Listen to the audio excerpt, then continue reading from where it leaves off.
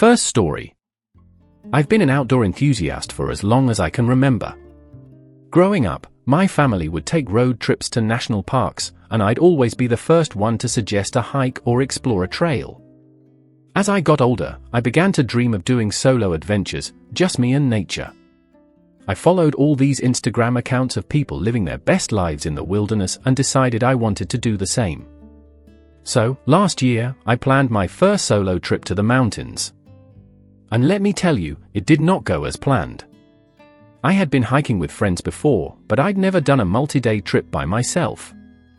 Still, I figured it wouldn't be that different from the hikes I'd done before, just longer and with more solitude. Plus, I was excited for the challenge. The plan was simple: drive up to this mountain range a few hours from my city, spend 2 days hiking to a peak I'd had my eye on for years, then camp overnight and head back down the next day. Easy, right? I spent weeks preparing, buying new gear, checking weather reports, reading blogs about the trail. I thought I had everything figured out.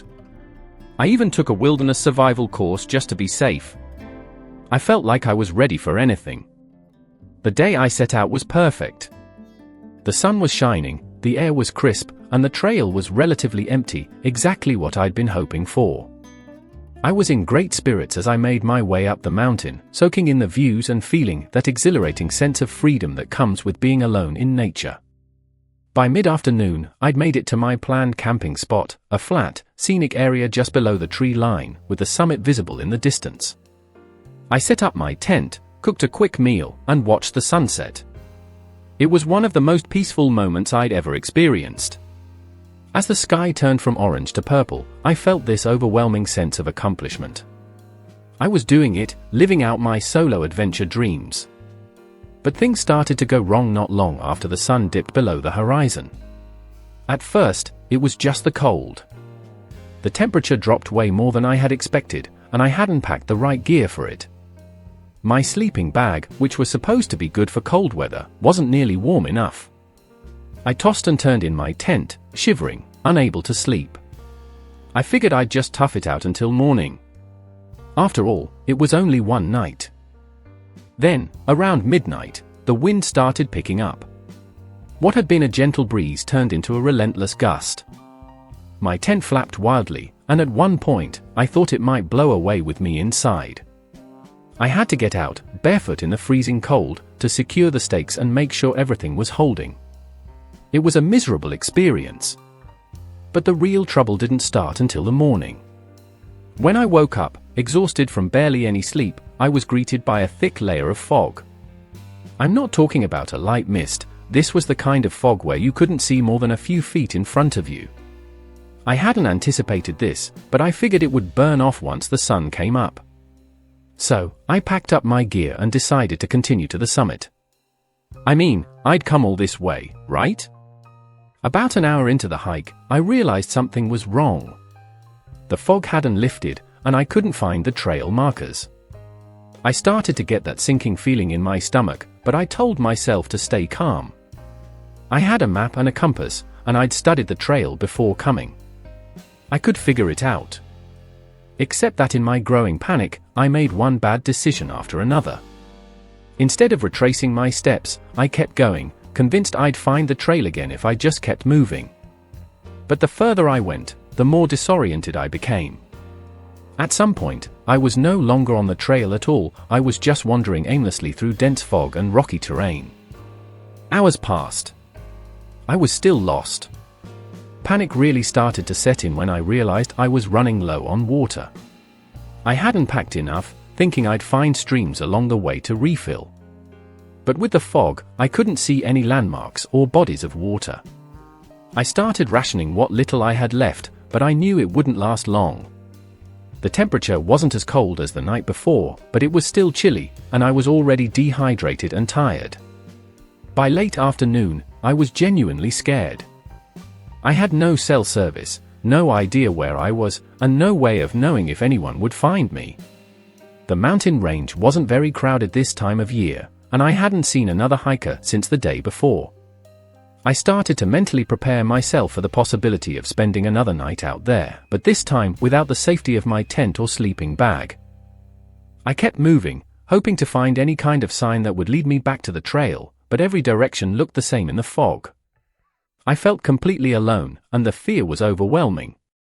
Every noise, every rustle in the bushes or crack of a branch, made me jump.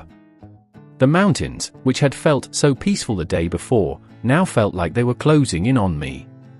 Just as the sun began to set, I finally heard something: voices. At first, I thought I was imagining it, but then I saw two figures coming through the fog. They were experienced hikers who had noticed my tracks leading off the trail and decided to investigate.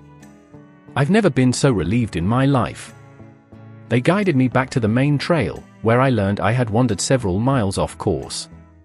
I was physically and emotionally drained by the time I made it back to my car. The whole experience had shaken me to my core. I had gone into this adventure with so much confidence, thinking I was prepared for anything, only to realize I wasn't nearly as ready as I thought. I was lucky to have been found when things could have ended much worse. Since that trip, I've taken a long, hard look at my relationship with the outdoors. I still love hiking and camping, but I've learned that there's a huge difference between enjoying nature and truly understanding the risks that come with it. I now do way more research before trips, pack better gear, and never overestimate my abilities. And most importantly, I'm not afraid to ask for help or turn back if things don't feel right. So, if you're thinking about heading out on a solo adventure, especially if you're new to it, please be careful. Nature is beautiful, but it's also unpredictable, and it's easy to get in over your head. Make sure you're really prepared, and don't let pride stop you from taking the safer route. Trust me, it's not worth the risk. Thanks for reading, Reddit. Second story. Let me set the scene for you. It was a typical Wednesday morning. I had just finished a pretty rough week at work, and I was heading out of town for a much-needed solo road trip. I'm not talking about some cross-country adventure, just a weekend getaway to a cabin in the mountains. It was supposed to be peaceful, a way to disconnect from the constant grind. The kind of trip where you don't expect anything extraordinary to happen. But, of course, life has a way of throwing curveballs when you least expect them. I was driving through this long, empty stretch of highway. The kind that makes you feel like you're the only person left in the world. No towns, no gas stations, just miles of road disappearing into the horizon. I had the windows down, my favorite playlist on, and for the first time in what felt like months, I was starting to relax. Then, out of nowhere, the car started acting up. At first, it was just a slight jerk. You know, the kind where you convince yourself it's nothing, maybe just a bump in the road. I kept driving, trying to ignore it, but the jerking got worse. Then, the engine light blinked on, and I knew I was in trouble. Within minutes, the car completely gave up. It sputtered, coughed, and died, leaving me stranded in the middle of nowhere. Now, I'm not exactly what you'd call car savvy. I know how to pump gas, check the oil, and that's about it. So, I did the only thing I could think of. I pulled out my phone to call for help. No signal. Not even a single bar. I sat there for a minute, letting the situation sink in. The sun was starting to set, and I was miles from civilization. My mind immediately went to worst-case scenarios. What if I couldn't get help? What if I had to spend the night here? What if? I shook off the panic and did what anyone in my situation would do. I got out of the car and popped the hood, hoping that maybe, just maybe, I'd be able to figure out what was wrong. Spoiler alert, I didn't. After a few minutes of staring blankly at the engine, I gave up and leaned against the car, trying to figure out my next move. That's when I heard it, this low, rumbling noise in the distance. At first, I thought I was imagining it, but as it grew louder, I realized it was a truck coming down the highway. I can't tell you how relieved I was to see that rusty old pickup rolling toward me. The driver, an older guy in his 60s with a grizzled beard and worn-out jeans, slowed down and rolled down his window. "Car trouble?" he asked, as if it wasn't obvious. I nodded, feeling both embarrassed and grateful. "Yeah, it just died on me." He got out of his truck, took a quick look under the hood, and after about 30 seconds said, "Yep, your alternator's shot. You're not going anywhere in this thing." Great. I figured he'd offer to call a tow truck or maybe give me a lift to the nearest town, but instead, he just nodded toward the passenger seat of his truck and said, "Hop in. I'll take you to my place, it's not far. We'll get you sorted." Now, I know what you're thinking. You're probably screaming at your screen right now, "Don't get in the truck with the stranger." Believe me, every true crime podcast I'd ever listened to was running through my head at that moment. But my options were limited, and something about this guy didn't set off any red flags. He seemed genuine, like he'd been through this before and just wanted to help. So, I got in. As we drove, I learned that his name was Earl. He lived on a small farm about 15 miles from where my car had broken down. The road wound through dense woods, and by the time we pulled up to his property, it was nearly dark. Earl's house was an old, weathered thing, with peeling paint and a sagging porch, but it had a warm, lived-in feel to it. "Make yourself at home," he said as we walked inside. "I'll call a buddy of mine in the morning, he runs a towing service. We'll get your car fixed up." I thanked him and offered to pay for the tow, but he waved it off, saying, "We'll worry about that later." Now, here's where the story takes a turn. After a quick dinner, Earl whipped up the best chili I'd ever had. We sat on his porch, drinking a couple of beers and talking about life. I told him about my stressful job, how I felt stuck in a routine, always chasing the next deadline, never having time to breathe. Earl, on the other hand, had lived a completely different life.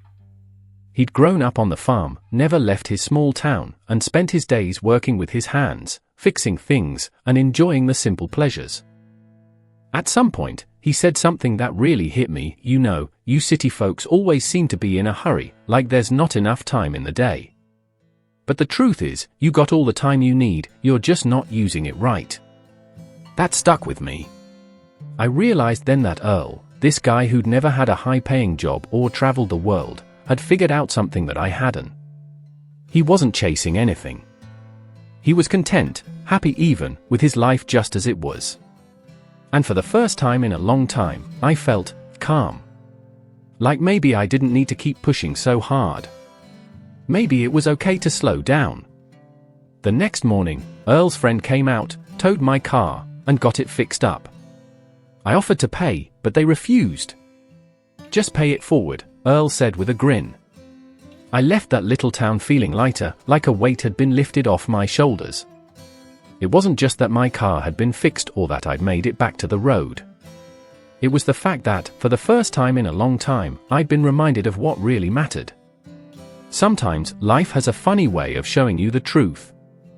Third story. I've always thought of myself as a pretty straightforward guy. I don't get caught up in workplace drama, and I usually just keep my head down and get the job done. But one event a few years back at the marketing agency I worked for really shook me up, and looking back, it changed the way I handle relationships, both personal and professional. It all started with a new hire, Emily. She was young, fresh out of college, and brimming with ideas. She had this energy about her that made people notice her immediately. I'm not the most social person at the office, but I always try to be friendly, especially to new people who might feel out of place. A few weeks in, Emily and I got assigned to the same project. It was a pretty big one, a rebranding for one of our biggest clients. It involved a ton of brainstorming sessions, long hours, and a lot of collaboration. Naturally, we spent a lot of time together. Now, I've always been a quiet, focused worker. I'm not the kind of guy to engage in chit-chat unless it's about work. But Emily was different. She was chatty, curious, and always asked about my life outside of work. It wasn't something I was used to, but I didn't mind. I thought we had a good working dynamic. She'd bring the ideas, and I'd help refine them into something practical. One day, after one of our brainstorming sessions, Emily suggested we grab a coffee. I figured it was just a friendly gesture, so I agreed. We went to this small cafe a few blocks from the office. As we sat down, the conversation quickly shifted from work to personal life. She asked me about my hobbies, my family, and what I like to do outside of work. I wasn't used to talking about myself so much, but again, I didn't mind. I thought she was just being friendly. But as the days went by, things started feeling different. Emily would stop by my desk more often, sometimes just to chat, other times to ask for help with small things that didn't seem to need much assistance. She'd laugh at my jokes, even the terrible ones, and once or twice, I caught her looking at me in a way that made me feel a bit uncomfortable. I shrugged it off, thinking I was overanalyzing. After all, we worked together, and maybe she was just being extra nice because we had to collaborate so closely. But soon, others in the office started noticing too. A colleague of mine, Sarah, pulled me aside one day and asked, "Is something going on between you and Emily?" I was caught off guard. "What do you mean?" I asked. "Well," she said hesitantly, "it just seems like she's really into you. Like, more than just work stuff." I laughed it off, thinking it was absurd. "No, we're just working together on the same project. There's nothing going on." But Sarah's words stuck with me. I started paying more attention to Emily's behavior, and it hit me, she was acting a little more than friendly. I wasn't sure what to do. I didn't want to lead her on, but I also didn't want to make a big deal out of it if I was wrong. Things came to a head during an after-work event. Our team had finished a big milestone on the project, and the boss took us out for drinks to celebrate. As the night wore on and people started to loosen up, Emily came up to me and said, "I think you're really great, you know that?" I was caught off guard, not knowing if she meant it as a compliment or something more. Before I could respond, she added, "I've really enjoyed working with you. Maybe we could spend more time together, outside of work." There it was, the moment I'd been dreading. I didn't want to hurt her feelings, but I also knew I had to set boundaries. So, I took a deep breath and said, "I appreciate that, Emily.